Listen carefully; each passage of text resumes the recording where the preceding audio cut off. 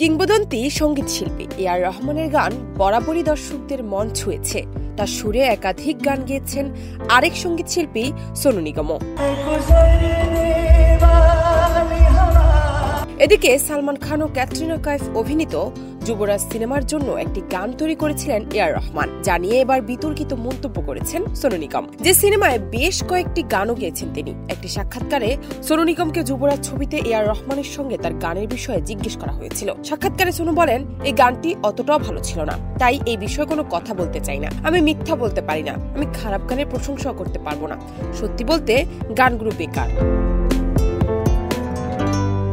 প্রসঙ্গত এ.আর রহমান হিন্দু পরিবারে জন্মগ্রহণ করেন, তবে তিনি 20 বছর বয়সে ইসলাম ধর্ম গ্রহণ করেন। তার পূর্ব নাম ছিল এ.এস. দিলীপ কুমার। 9 বছর বয়সে পিতার মৃত্যুর পর তার পরিবার কঠিন সময় অতিবাহিত করছিল। পুরো পরিবারের দায়িত্ব তার কাঁধে এসে পড়েছিল। 1988 সালে তিনিও তার পুরো পরিবার ইসলাম ধর্ম গ্রহণ করে।